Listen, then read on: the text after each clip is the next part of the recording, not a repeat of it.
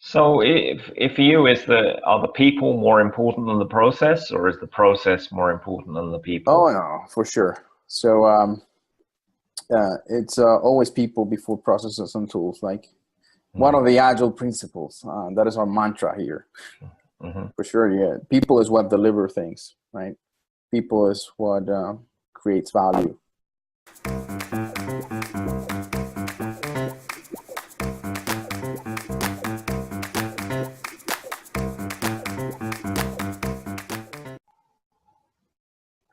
Welcome back to the show. I'm here with Jorge Reyes from Autis Solutions, and we're going to be talking about high-performance ColdFusion teams. We've got 15 tips and techniques that can make your ColdFusion teams really blossom.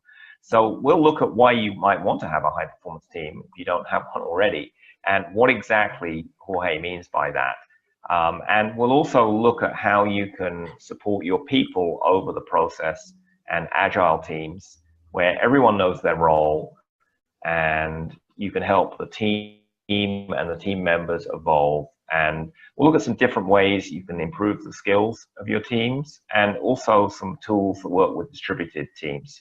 So welcome, Jorge. Hi, Michael. Thanks for having me again. It's always You're excited. yeah, you're so welcome. So maybe we should just start out with, why should someone have a high performance team? I know that seems a bit of a silly question, but not everyone has them. So Yeah, not everyone has them, and I'm not sure if everyone can. I hope they can.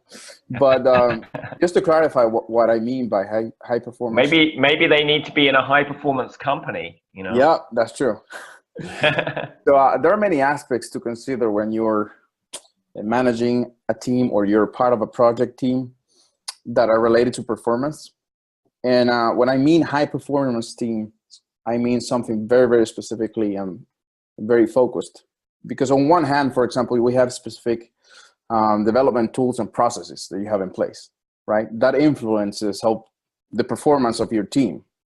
I've seen people not even using source control at this point.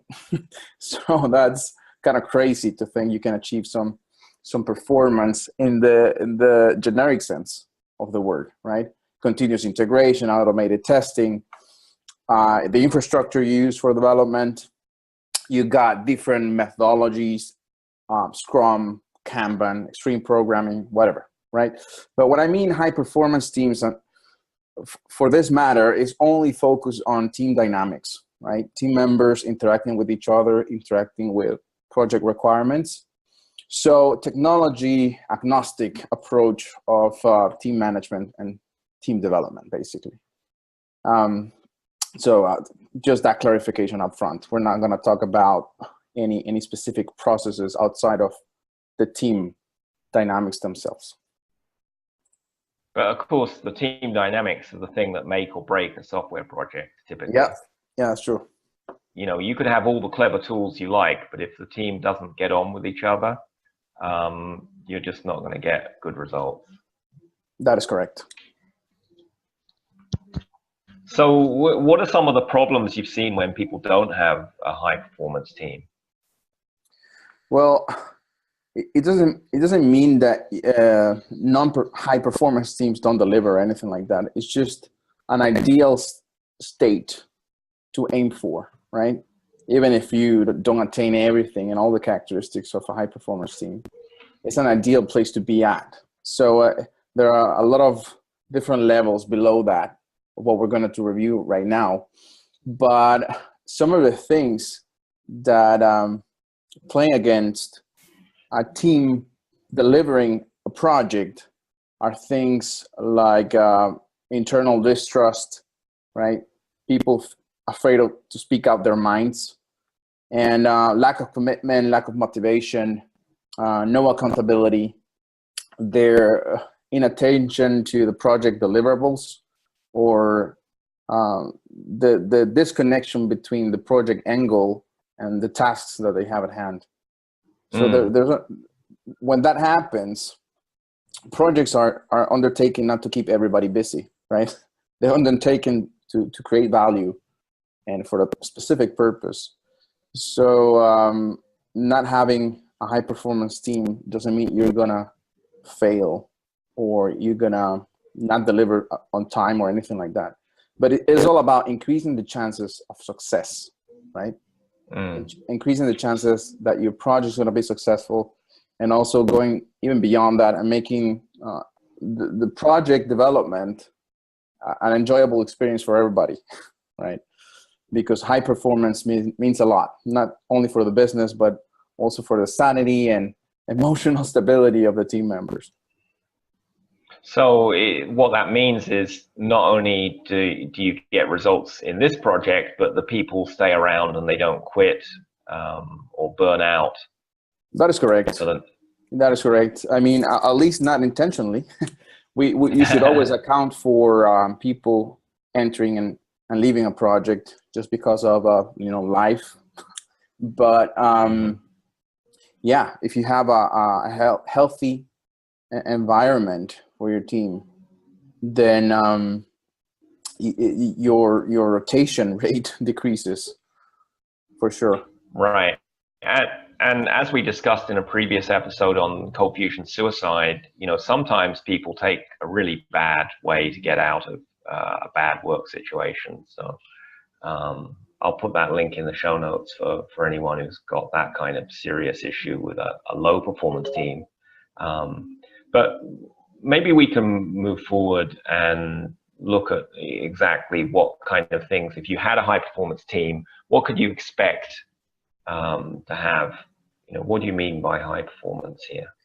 Yeah, high performance in our industry, right? Software development, for us, high performance teams have specific characteristics, and there's an entire process of project team forming that I don't think we're going to have time to discuss that, but basically when they first meet and they get together and everybody's starting to keep their stuff for themselves, and how at that point the project manager should step up and induce some discussions and people getting to know each other, and then there's the entire storming stage where they fight against each other. You're gonna see the different personalities take place, who is kind of dominant, who is more passive aggressive, and things like that.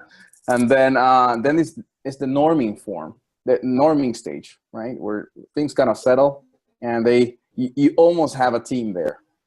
Then you have the performing stage, where everybody knows what they are supposed to be doing. The team members have already created interdependencies between each other, and they tackle things and move things forward. And then you have a potential high performance team when you're already at that stage. And one of the things that you have with a high performance team is that you have efficiency gains. They are reliable. So whenever you're doing scheduling or things like that, delivery dates, things become more reliable, more accurate, because your ability to forecast future events related to the project team becomes easier because they're consistent, right? They're predictable. And there are a lot of processes that need to be in place. Even the culture around them, the company culture around them needs to allow them to be high performant.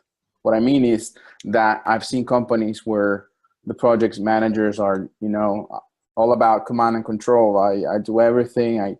I decide on budget, on your requirements, and changes, solutions that are going to be implemented. So the entire philosophy of high performance team in the Agile sense for software development is that the team, the project team, organizes themselves, right? They have a maturity that allows them to make decisions on scope, on budget, and things like that. Of course, they need somebody to keep them on check, but it's not a command and control role for a project manager, but more of a facilitator, and someone that helps them, move things out of their way and make life easier for them. So it's what's typically called a servant leader, right? And Yeah. So when you have a project manager who's a servant to their team as opposed to a dictator, what's the benefit of doing that?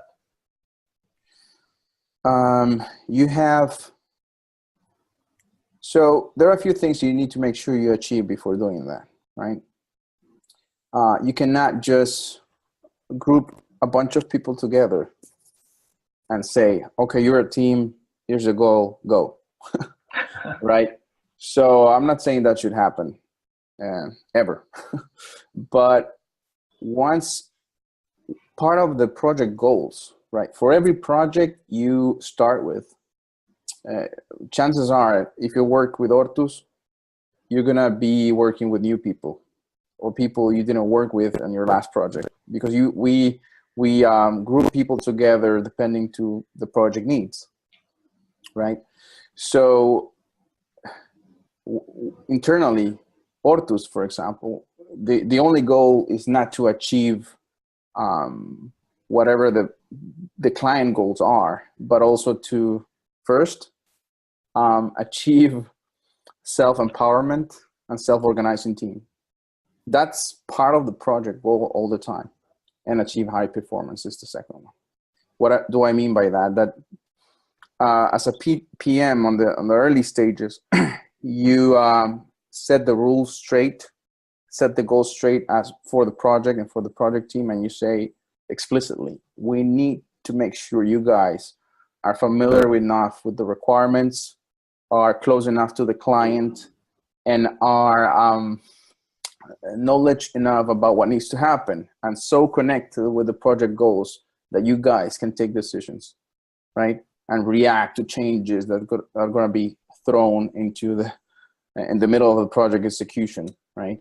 And when new solutions need to be implemented, you allow them to fail, even implementing new solutions, right? It's called fail fast, and how do you say it? Fail fast and fail early. Right? That's kind of the philosophy. But a lot of the solutions we have implemented for products come from client projects, actually. When people just, improvising and creating new things for solving real life problems, right? And we have failed sometimes, right? It takes, 40 hours, 80 hours to do an implementation that didn't work at the end. We cannot charge that to the client, right? That is a risk we take. But from that experimentation process is where true innovation comes. And people need to be encouraged to do so, right? And they need to know it's okay if they fail, right? Because they were trying to do something. And when you allow them to feel comfortable about trying new things, that's crucially important for beyond the project scope. So if for you, are the people more important than the process, or is the process more important than the people? Oh, no, for sure. So it's always people before processes and tools, like one of the Agile principles. That is our mantra here. For sure, yeah. People is what deliver things, right? People is what creates value. At least now, I don't know, 30 years from now. But oh well, who knows what will be happening 30 years from now in the software industry? I'm sure there'll be a lot more AI and other innovations. I can already see that happening now. So you help the team to grow, and this way the team is more than the sum of the individual people. If you have 3 people on the team, it's more powerful than 3 individuals. It's that's correct. I mean, for teamwork to be actually worth the time and effort of coordinating the group instead of individuals, the output as a group must be a multiple of the outputs of every one of the team members individually working alone, right? That's kind of the idea of working together. But if there's no synergy between the members of the groups, then you're not either really taking advantage of the efficiency gains that you can have from working as a team, right? So there are a lot of team dynamics for sure, and there's also the personal side of everything, right? They need to be really aware of, and you need to be prepared as a project manager or as a team member to be able to provide personal support, emotional support, as much as technical support, right? Because life happens and people have family issues. They have sick parents, they have child problems at school, they have their own health problems sometimes, they're dealing with anxiety, stress, right? So you need to really make sure you give people space, right? That you leave the door open for anybody to reach out and say, I'm not having a good time right now, I need help, right? You need to be visible, be present, and definitely accept requests for time off, right? Listen when someone wants to be heard, and let them know it's important to take care of themselves first, right? Mm-hmm. So basically just be human. Be human. Yeah. It's important. I think that's very important, and it's also important to listen to people's technical challenges, because in my experience, sometimes developers don't speak up when they're stuck on a technical problem. Yeah, they want to solve it themselves instead of reaching out to other team members or other resources. Yeah, and I'm not sure, but I think a lot of companies that we work with, at least, work in a virtualized environment, right? And that introduces more challenges for kind of putting two developers together to exchange knowledge, right, and experience, because it's easier not to ask.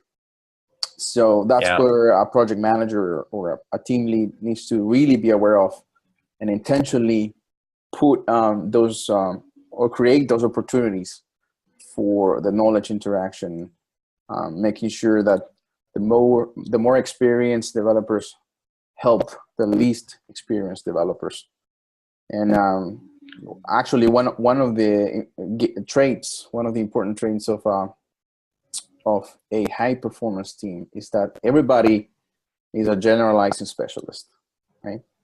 And what that means is that you can do a lot of things, not only one thing. So you're not just a tester, you're not just a front-end developer, you're not just a back-end developer.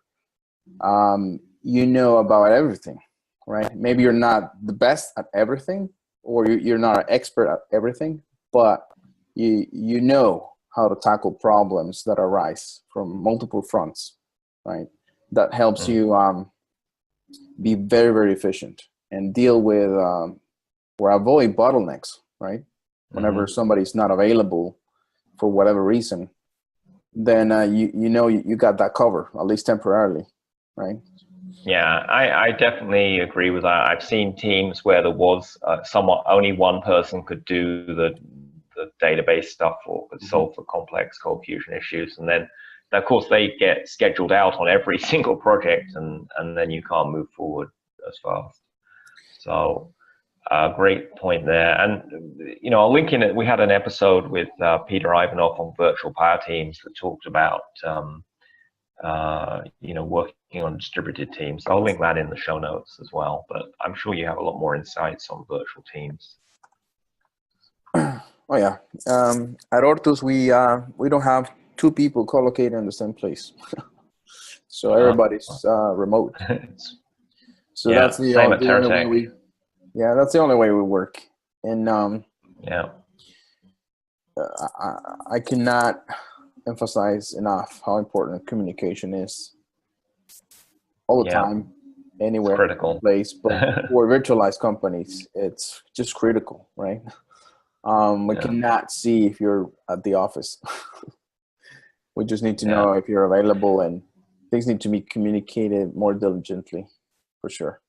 Yeah, I mean, you need to have a higher, what they call EQ, for emotional intelligence, that people are able to speak up about issues and communicate clearly.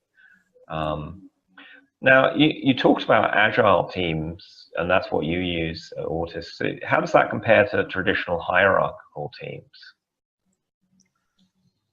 Well, at least on our end, how that compares to a typical hierarchical project is that, well, first, the one very obvious, there's no hierarchy. There's no boss. There's no one, to blame for. It's either the team loses or the team wins, right? So it's a shared responsibility at that point. So there's no one bigger or smaller than the rest. So it doesn't matter what you do.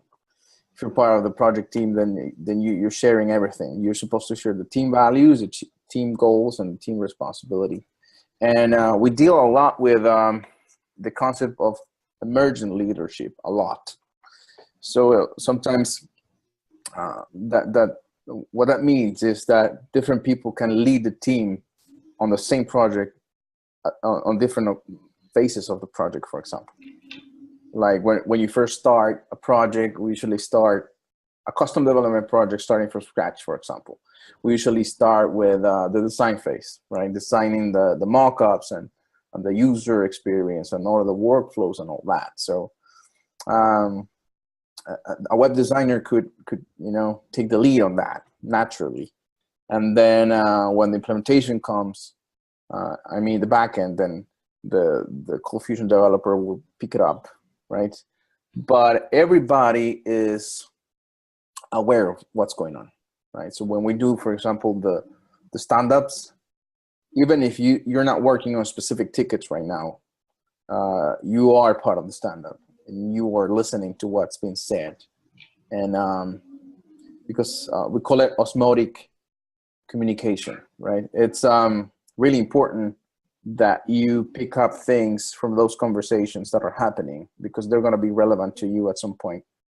And you can always pick a few things that are going to be useful for what you're going to be doing yourself. So that's another thing. Another thing is that the client or the business or the project owner or the sponsor, whoever is representing the client, it's always part of our meetings, always. So he's just part of a team. He's part of the team, right? So I realized when I read your notes that by looking at the slide that I had created, it seemed like there were some tasks that were not assigned to the business owner or business representative, but that's not the case. The image is actually a business guy in a suit just laying down like this, right? So the entire, this is not allowed symbol was for business representatives saying, I'm gonna just monitor things and see what's going on from time to time, but I'm not gonna do what my role actually dictates. That is, being part of the stand-ups, give constant feedback, review implementations in every sprint retrospective, and making sure we're delivering what the client wants. And all that responsibility becomes part of the business owner or business representative. And we do stand-ups with the clients. And if we don't do stand-ups with them, we do at the very least, the sprint retrospective with them, for sure. And just for people who haven't done Agile, stand-up means a daily stand-up meeting. And you might literally be standing up if it was in an office so that the meeting is kept to like 15 minutes because no one wants to be standing up for an hour-long meeting. But do you actually stand up when you're all remote? I don't have a standing desk, but if I had one, I would. You need a standing desk, man. I just got one. They're amazing. I've got one of these things that converts between sitting and standing, so I can stand for a while and sit. So I know I need it. So it's just the price tag that doesn't attract me that much. Oh, there's always something else I can do with that money. There you go. It was only $170 on Amazon. So. Oh man, yeah. Of course, you're blessed, may not get... Michael, that you have Amazon. I don't have Amazon here in Switzerland. Oh, I got it when I visited the US. I ordered it and then schlepped it back. Anyway, let's talk a bit more about the different roles. You mentioned the business representative role. What other roles are in the Agile team that you run? So in the Agile team, it's basically a few roles, right? Is the team members what we call the development team, right? The actual team implementing things, right? Then we have the business owner or business representative, and then we have the project manager, or it could be the Scrum master, right? Whatever you call it, doesn't matter. And that's basically the roles that we have. It's not the and why, just for people who don't use the term Scrum Master, that's that when you have these stand-up meetings, they're called a Scrum. Is that right? Yeah, Scrum. Yeah. So it's another word for stand-up meeting, Scrum. I guess that means everyone's all together figuring out the issues. That's correct. And I mean, on the team, what we call the development team, there are different roles, of course, right? There's usually somebody specialized on the front end, specialized on the back end, specialized on the infrastructure, specializing in something, right? And then, like I say, we have a generalizing specialist, hopefully, that can do many of the tasks that the project requires, but they do have a main role in the project, right? Depending on their experience, the ability, and the project requirements. Now, how do you deal? Sometimes developers are like like prima donnas, that they're like the genius in that particular area. Is that how you are with these teams, or is the team more important than the individual developer? Can you ask again, Michael? I didn't understand. Sure. So sometimes in development teams you have star developers who they're kind of more important than the team. Is that how these teams work? Or? Oh no, not at all. Like I said, everybody's just the same. It doesn't So matter. even if the CEO of Autis, Luis Mahano, who does a lot of development, even if he's on the team, he may not be the number one person, right? Yeah, I mean, sometimes Luis just joins for completing a few tasks, right? So he's part of the team, and it doesn't matter. He's the CEO. He just plays with the team, right? And the discussions are kept like that, or at least that's the intention. Sometimes we just have to educate people, right? And let them know, you know what, it's okay to speak your mind. It doesn't matter who's on the call. Just, if you're not, it's really valuable when people do not agree with something and they share that. We really encourage that. But obviously, just saying no to things just because you don't want to do it, or just because of for the sake of saying no, that's not what I mean. But when you have a different approach, a different way of doing things in your mind, for us, it's extremely valuable that you share that with the team freely. It doesn't matter if we're gonna do it or not, but there's always value on that. So we don't want people keeping their thoughts and idea to themselves, no matter who's.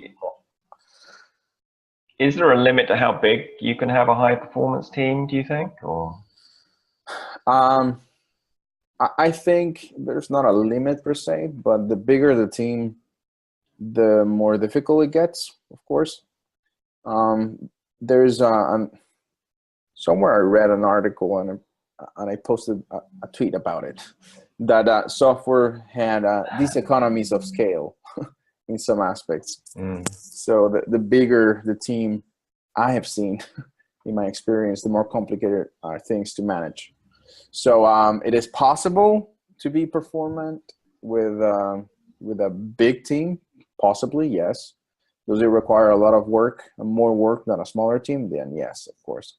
What I've seen work, or at least by experience, what we have worked with, it's no more than 12 members, including the client. representative. So more or less like that. Mm.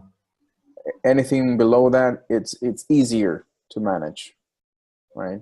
I have seen teams, and I've worked with teams where they're like 60, 80 developers, and they have you have like different groups, and each group has their own Scrum, and then the Scrum masters from those groups, they have their own Scrum, and then you have scrums of scrums of scrums. So it gets a little bit crazy.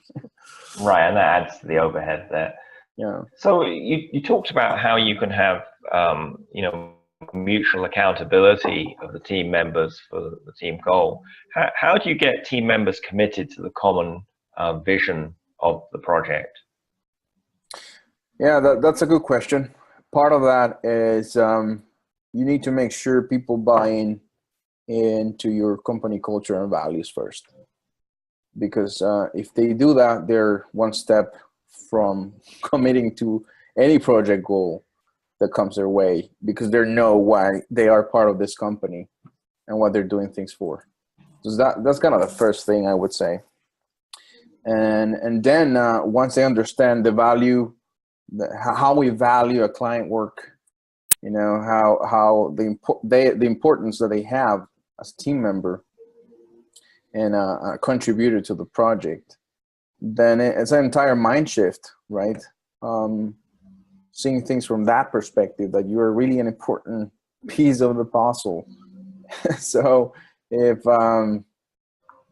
that's more or less how you we don't force them, we don't make them, we just we make them want to participate on the project and feel responsible about what needs to happen. Right? So when you have this, you know, the team members share the ownership of the outcome, which means they'll go the extra mile to fix problems or communicate clearly when they're challenged, instead of doing some of that office politics stuff that happens on traditional teams, where people stab each other in the back or hide information, because, you know, the developer that hides the most information gets paid the most, you know. Yeah, there are two things that are gonna get you in trouble here, but immediately. One is speaking badly about one of your teammates, right?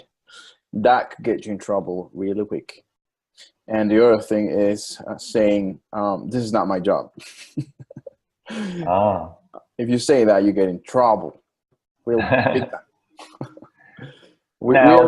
that makes sense. How do you deal when two people on the team have a conflict? How are they supposed to deal with it if they're not allowed to say that the other person is doing a bad job? They're allowed to give constructive feedback, for sure. But I was just replying to the entire concept you mentioned about stabbing somebody in the back. That will get you in trouble here, and we don't like that. And we are all about 100% transparency, right? So if you want to say something about somebody, then let's just meet, let's discuss the performance issues, and let's try to find a solution, right? And we usually very good at managing conflicts, because we focus on finding a solution instead of someone to blame, right? And well, that's totally different from how most organizations operate. Usually organizations are looking for someone to blame. Yeah, it's true. It's true, because the management comes down hard on the culprit, so, and they're looking for one. So yeah, unfortunately that happens in some other companies. We do encourage for you to take responsibility for your mistakes. So that's something we all have to deal with at some point. And we know we all make mistakes, and all mistakes are forgivable, right? That doesn't mean there are no some mistakes are not gonna get you out of a project, right? Some mistakes, everything is forgivable. I'm sorry. but some things cannot happen. Or again, like issues with honesty and things like that are more serious than any technical issues that you may introduce in a project, right? Because they're breaking the company culture. Yeah, that's correct. Whereas if you tried an experiment to solve a programming problem and it didn't work out, that's a different level of mistake. That is correct. So issues with values and things like that, and about honesty, transparency, responsibility, those things are more important than any of your development skills, right? That you can actually learn from the more experienced developers. So that's actually one very important thing that we do is that we have all trained with a coach, at least in school or whatever. When you train for soccer, for football, or whatever sport you did when you were younger, I don't know. But we all have seen the difference when people push you a little bit further than what you used to pushing yourself. So we do that at Ortus here in another way, and we call it throwing people into the fire, right? We usually gonna give somebody that just joined our ranks a task that we know is gonna be a little bit above their experience, a little bit above their current skill set, right? But we let them know that there's going to be people ready for them to ask for help, right? And we officially, explicitly assign mentors and everything. And the culture around our work is that we always share our knowledge, right, with others. And I've dealt with people that if you ask them a question, it's like, I spent so much time hitting my head to understand that. Now it's your time to, go nuts. I'm not just going to share with you everything I know. We don't do that here, right? Because we have the team mentality, right? And that's very important. So we throw people into the fire. That means into specific assignments that we know are a little bit above what they know. Not too far away from what they know, but a little bit above. And if they need any help, we meet them halfway, right? And no ready-baked solution, just meet them halfway. And that's how we prepare people to go beyond what they know, gain knowledge, gain more experience. And it keeps them very motivated because there's an inherent motivation on being better at what you do, right? Right. And knowing that the knowledge is there available for somebody to share with you.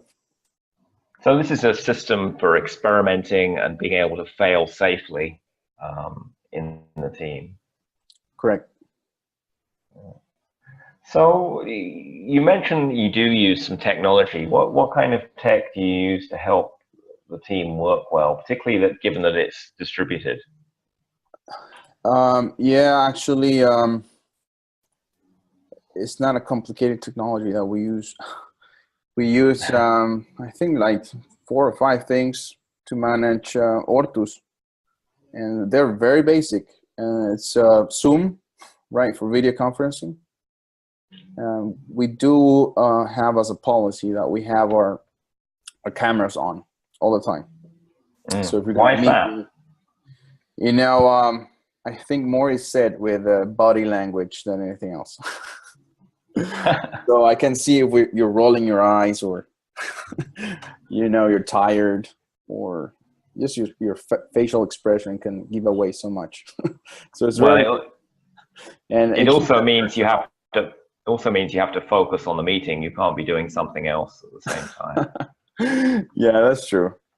But it's more for that missing communication that goes when you're not seeing face to face. Right. That's really important. And we use for communicating with each other asynchronously. We use Slack and email. Slack has been a game changer for us, to tell you the truth. It's pretty cool. And then we use Jira. I'm sorry, you cut off, Michael. How was Slack a game changer for you? Oh my God. Before, there were like 1,000 different threads going on your email, and no clear way of separating things per project or per, high level activity at least. And it was just messy. It was just a spaghetti of emails. And now in Slack, you have dedicated channels for all the projects, and any major or big activity that you can just create a channel for. It's automatically organized for you. And if you're paying for storage, you have a limited storage or limited history, and that goes a long way. Mm. So you mentioned there were some other tools for it. Yeah, and we use Jira for managing software projects. For small implementations, we use Trello. And even sometimes we combine Trello and Jira just because Trello is a lot quicker. Not only the connection to Trello is quicker, because we use the Jira Cloud version. And for open source projects, we use a lot Jira. And it's really useful because you keep track of a lot of things at a granular level for proper software management, right? But for quicker projects, we use Trello a lot. And for internal stuff, we use Trello. And then just whatever calendar application you're using, that's what we use.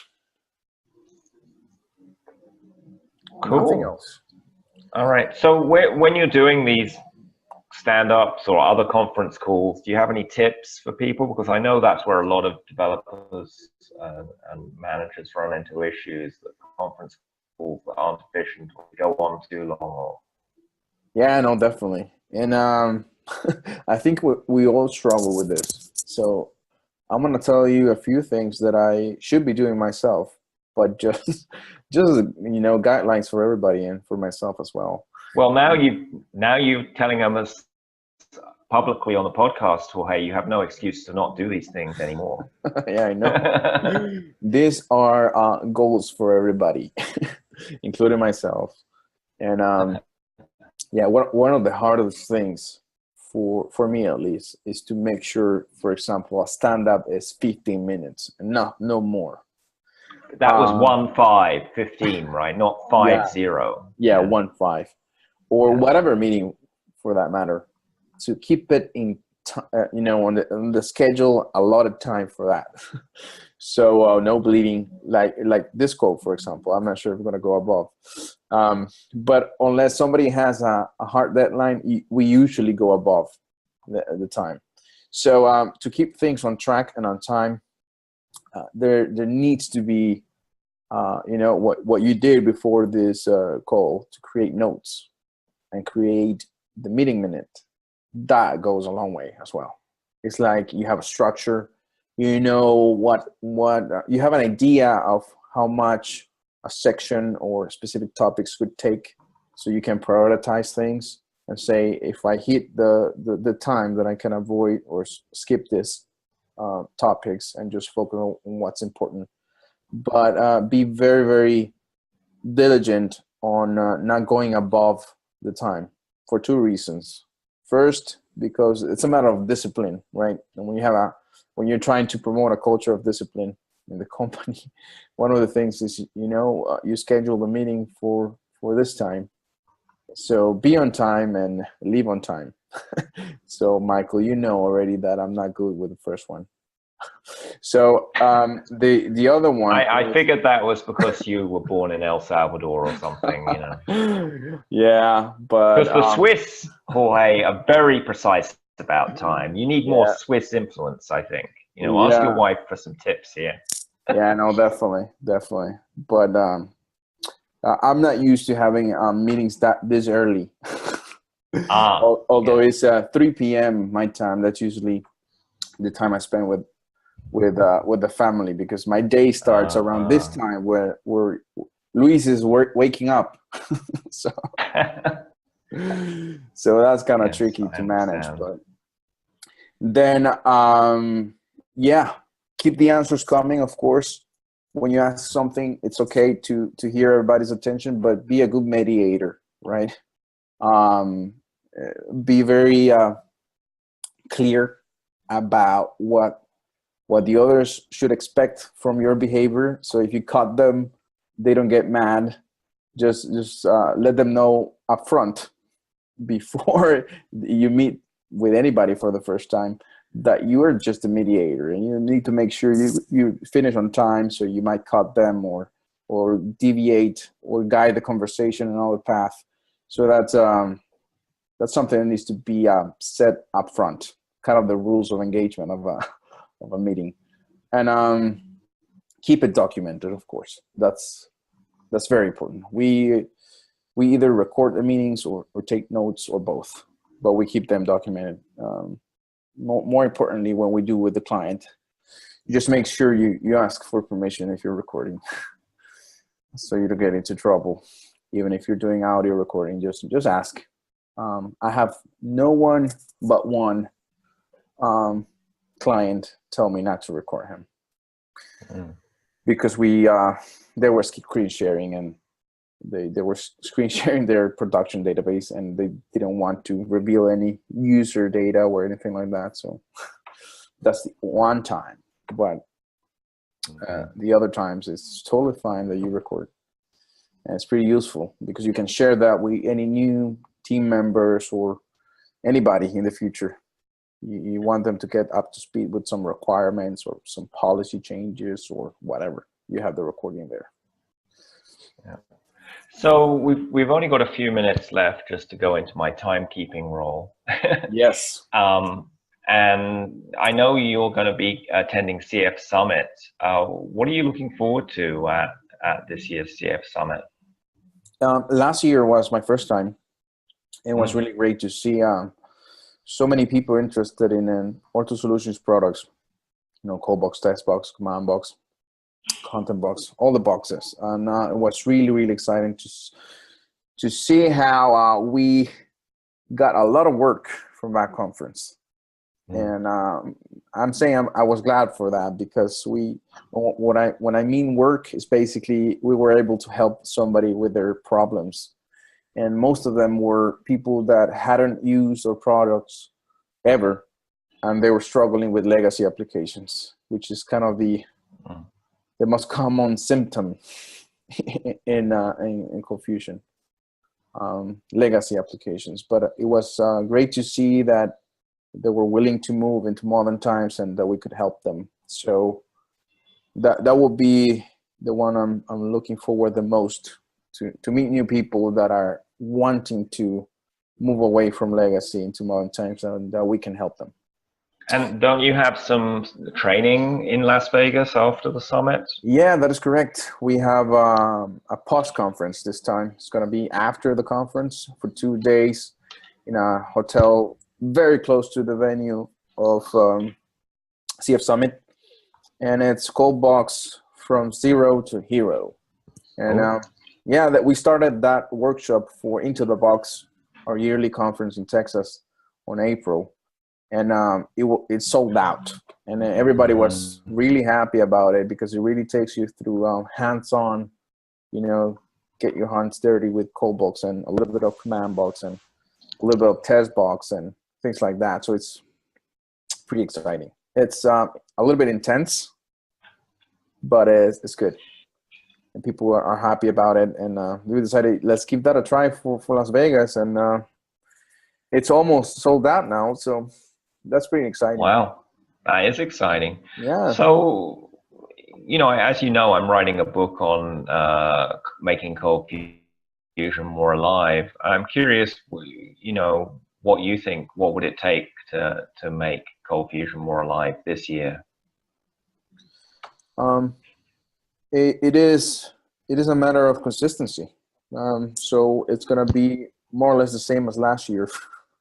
It's going to be consistently changing people's minds and adopting new technology and making our language beautiful and our community beautiful for others to join, right? Because first, our goal for the short term right, 1-2 years from now, is to get as much as people living with legacy health applications to get into modern times, right? And then long term, we want people, more people joining the community because the language is awesome and cool. And you have all the development tools that you could find in other web development language. So that is for me for the next 2 years, to be really consistent at our strategy in modernizing people, right? Get modernized, get up to date. Please upgrade your software and do best practices. Those all sound like great things to me. So if people want to find you online, what are the best ways to do that? The best way to do that is to Twitter, probably, or the orthosolutions.com page on the contact email. I always get a copy of that. So. All right. So I'll put those together with your email address in the links, so people can reach out to you if they're curious about this stuff. And appreciate you coming on the podcast today, Jorge. Thank you for your time.